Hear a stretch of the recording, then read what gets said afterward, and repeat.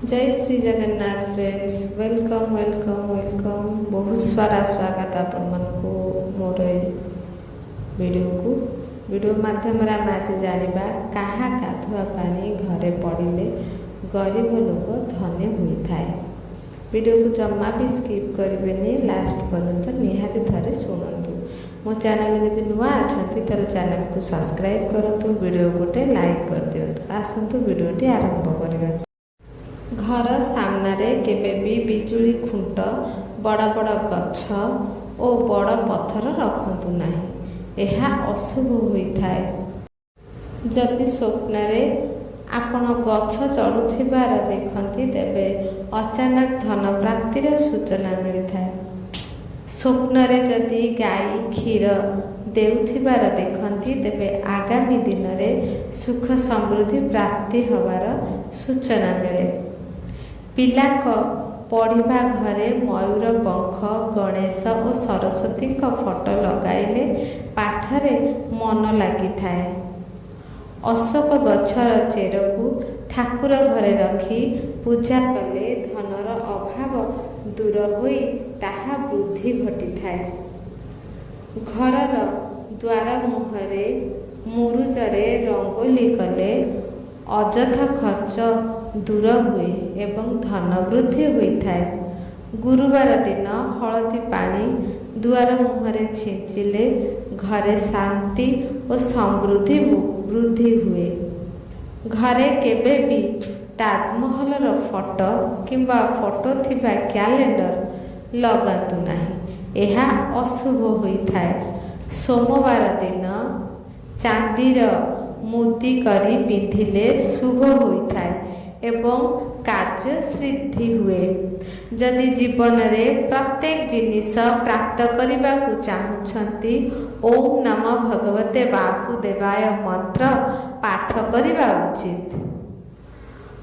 कुष्ठ रोगी को भोजन कराइले एवं सप्त शक्ति मंत्र पाठ कले मंगल होता है एवं अशुभ दूर होता है। व्यवसाय रे लाभ पाइबा पाई एवं चर्म रोग दूर करने पाई दुईटी पक्षी को किणी उड़ाई दियंतु। शुक्रवार दिन गाय को गाधोई दियंतु एवं गाई गाधुआ पानी जो जगार पड़े दारिद्रता दूर हुए।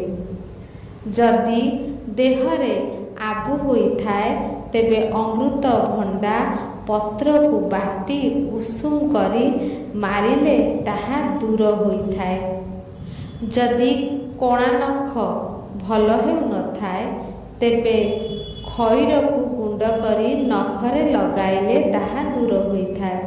जदि देह सारा अगिरा बात फली जाउथाए तेबे नड़िया तेल रे सौंधव लवण मिसाई मालिश कले ताहा दूर होता है। जदि अधिक झाड़ा होताए तेबे 1 ग्राम गुजराती मंजी को पानी सहित खाइले ताहा दूर हुए। जदि राति रे निद हो न थाए तेबे सोइबा पूर्वरु पियाज को काटी सुंगिले भल निद होता है। जदि अरुचि हेउथाए किछि खाइबा को इच्छा हेउ न थाए तेबे पुदीना अदा और लूण को बाटी चटनी करी खाइले ताहा दूर हुए।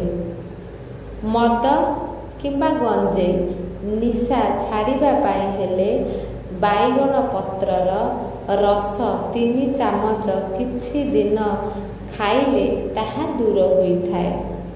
जदि कुकुर कामुड़े कलरा पत्र रस 3 चामच खाइबा उचित और क्षतरे लगाइबा उचित एवं तुरंत डाक्तर को देखाइबा आवश्यक। जदि कफ भल हेउ न थाए तेबे बेल पत्र तुलसी पत्र अदा गोलमर्च और मिश्री को पानी रे फुटाई पीले दूर हुए। जदि कुर्मी भल हेउ न थाए तेबे पुदीना पत्र सहित हलदी को बाटी किछि दिन खाइले ताहा दूर होता है। जे कोनोसी निशा छड़ाइबा पाई हेले दुब रस 3 चामच ପ୍ରତିଦିନ ଖାଇବା ଉଚିତ। କଞ୍ଚା ହଳଦୀକୁ ସିଝାଇ ପାଣିକୁ ପିଇଲେ ରୋଗ ପ୍ରତିରୋଧକ ଶକ୍ତି ବୃଦ୍ଧି ହୁଏ ଏବଂ ଗଣ୍ଠି ଦରଜ ଭଲ ହୁଏ।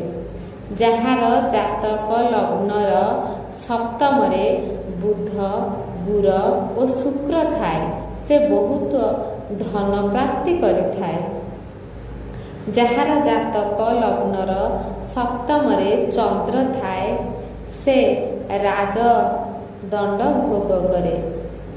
ଯାହାର ଜାତକ ଲଗ୍ନର ସପ୍ତମରେ ରବି ଥାଏ ସେ ବହୁ ଦେଶ ଭ୍ରମଣ କରେ।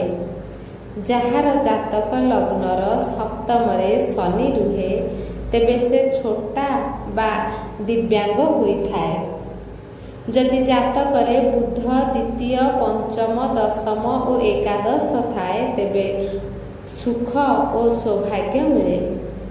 ଯଦି ଜାତକରେ ମଙ୍ଗଳ ତୃତୀୟ, ପଞ୍ଚମ, ଷଷ୍ଠ ଓ ଏକାଦଶରେ ଥାଏ ତେବେ ସୁଖ ସମୃଦ୍ଧି ଓ ସୌଭାଗ୍ୟ ମିଳେ।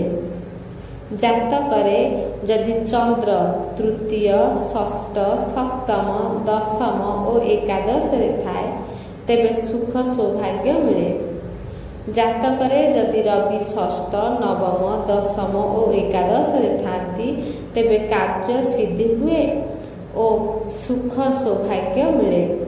ଯଦି ଶରୀରର କୁଣ୍ଡେଇ ହୁଏ, ଚର୍ମ ପୋଡ଼ିଲା ଭଳି କଷ୍ଟ ଲାଗେ ଏବଂ ମନ ଚିଡ଼ଚିଡ଼ା ଲାଗେ ତେବେ ଏହା ଏକ୍ଜିମା ବା ଯାଦୁର ଲକ୍ଷଣ ହୋଇଥାଏ। ଯଦି ଶରୀରରେ ନାଲି ରଙ୍ଗର ଦାଗ ପଡ଼ି କୁଣ୍ଡାଇ ହୁଏ, ଚର୍ମ ଶୁଖିଲା ହୋଇଯାଏ, ଚର୍ମର ରଙ୍ଗ ବଦଳିଯାଏ ତେବେ ଏହା ଚର୍ମ କର୍କଟ ରୋଗର ଲକ୍ଷଣ ହୋଇଥାଏ।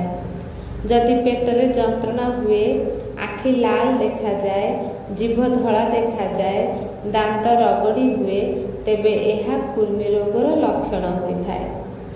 ଯଦି ତଳି ପେଟର ଅଂଶ ବାହାରକୁ ବାହାରି ଆସେ, ଛୁଇଁଲେ ଯନ୍ତ୍ରଣା ହୁଏ ତେବେ ଏହା ହାର୍ନିଆ ରୋଗର ଲକ୍ଷଣ ହୋଇଥାଏ। ତୁରନ୍ତ ଡାକ୍ତରଙ୍କୁ ପରାମର୍ଶ କରନ୍ତୁ। ଯଦି ପୁରୁଷମାନଙ୍କର ଅଣ୍ଡକୋଷ ଫୁଲିଯାଏ, ଓଜନିଆ ଲାଗେ ଏବଂ ଯନ୍ତ୍ରଣା ହୁଏ ତେବେ ଏହା ଏକଶିରା ରୋଗର ଲକ୍ଷଣ ହୋଇଥାଏ। ଯଦି ଶୁଖିଲା କାଶ ହୁଏ, ନିଶ୍ୱାସ ନେବାରେ କଷ୍ଟ ହୁଏ ଏବଂ କଥା କହିବା ବେଳେ କଷ୍ଟ ହୁଏ ତେବେ ଏହା ଶ୍ୱାସ ରୋଗର ଲକ୍ଷଣ ହୋଇଥାଏ।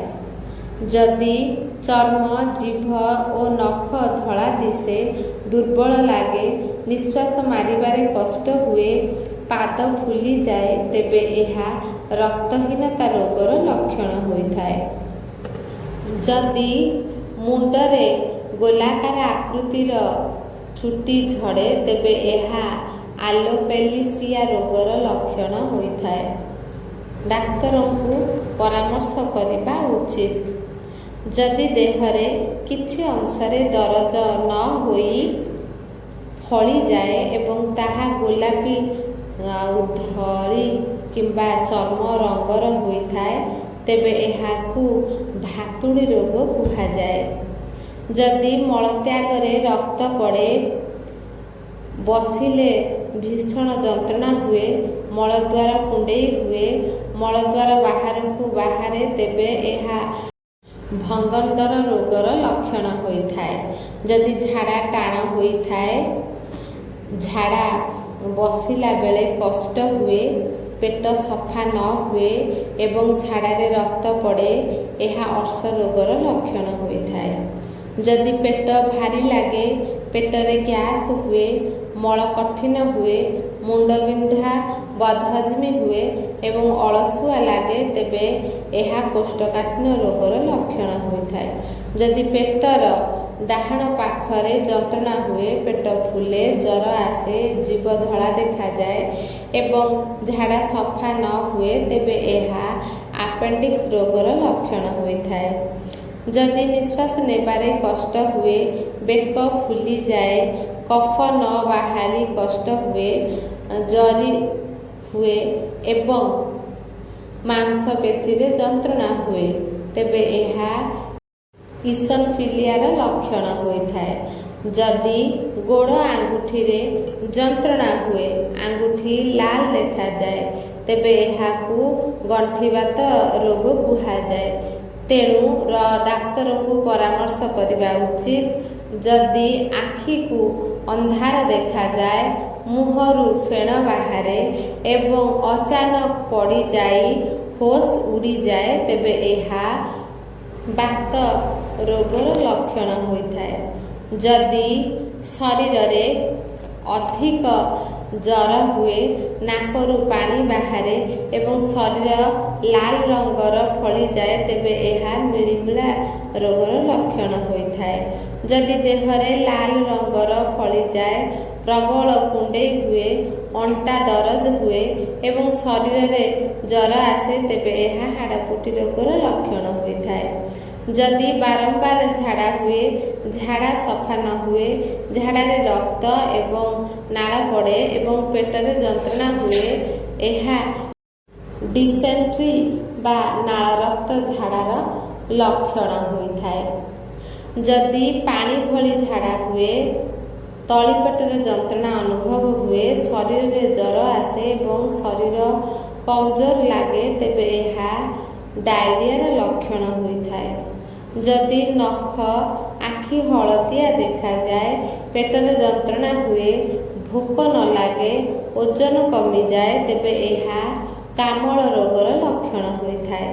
ଯଦି ଅଚାନକ ଓଜନ କମିଯାଏ, ଜ୍ୱର ଅଧିକ ହୁଏ, ମୁଣ୍ଡବିନ୍ଧା ହୁଏ, ଚର୍ମର ପରିବର୍ତ୍ତନ, ବିନା କାରଣରେ ରକ୍ତ ବାହାରେ, ମୁହଁରେ ଧଳା ଦାଗ ପଡ଼େ, ଏହା କ୍ୟାନ୍ସର ଲକ୍ଷଣ ହୋଇଥାଏ। ଯଦି ଅଧିକ ମାତ୍ରାରେ ଭୋକ ହୁଏ, ବାରମ୍ବାର ପରିସ୍ରା ଲାଗୁଥାଏ ଏବଂ ମୁହଁ କୁଣ୍ଡାଇ ହୁଏ, ଆଖିକୁ ସ୍ପଷ୍ଟ ଦେଖାଯାଏନା, ଏହା ମଧୁମେହ ରୋଗର ଲକ୍ଷଣ ହୋଇଥାଏ। ଯଦି ନିଶ୍ୱାସ ନେବାରେ କଷ୍ଟ ଅନୁଭୂତ ହୁଏ, ଛାତି ଭାରି ଭାରି ଲାଗେ, ମୁଣ୍ଡ ବୁଲାଏ, ନାକରୁ ରକ୍ତ ପଡ଼େ, ଏହା ରକ୍ତଚାପ ରୋଗର ଲକ୍ଷଣ ହୋଇଥାଏ। ଯଦି ବିନା କାରଣରେ ମୁଣ୍ଡ ବିନ୍ଧା ହୁଏ କିମ୍ବା ମୁଣ୍ଡ ବୁଲାଏ ଏବଂ ଆଖିକୁ ଠିକ୍ସେ ଦେଖାଯାଏନା ଏବଂ ଶରୀରର କୌଣସି ଅଙ୍ଗ କାମ ନ କରେ, ଏହା ପକ୍ଷଘାତର ଲକ୍ଷଣ ହୋଇଥାଏ। ଯଦି ଛାତି ଏବଂ ବାମ କାନ୍ଧରେ ଯନ୍ତ୍ରଣା ହୁଏ, ତା ସହିତ ଝାଳ ବାହାରେ ଏବଂ ନିଶ୍ୱାସ ମାରିବାରେ କଷ୍ଟ ହୁଏ, ଏହା ହୃଦ୍ଘାତର ଲକ୍ଷଣ ହୋଇଥାଏ। ତୁରନ୍ତ ଚିକିତ୍ସା ଆବଶ୍ୟକ। ଏହିସବୁ ଲକ୍ଷଣ ଯଦି ଆପଣଙ୍କ ଶରୀରରେ ଦେଖାଯାଇଥାଏ, ତେବେ ବିଳମ୍ବ ନ କରି ନିକଟସ୍ଥ ସ୍ୱାସ୍ଥ୍ୟ କେନ୍ଦ୍ରରେ ଚିକିତ୍ସା ହୁଅନ୍ତୁ। ଭିଡ଼ିଓଟିକି ଏଇଠି ରଖୁଛି। ଭିଡ଼ିଓଟିକି ଲାଷ୍ଟ ପର୍ଯ୍ୟନ୍ତ ଶୁଣିଥିବାରୁ ଆପଣମାନଙ୍କୁ ବହୁତ ବହୁତ ଧନ୍ୟବାଦ। ଆପଣଙ୍କର ମତାମତ ନିହାତି କମେଣ୍ଟ ବକ୍ସରେ ଜଣାଇବେ। ରହୁଛି। ଜୟ ଶ୍ରୀ ଜଗନ୍ନାଥ।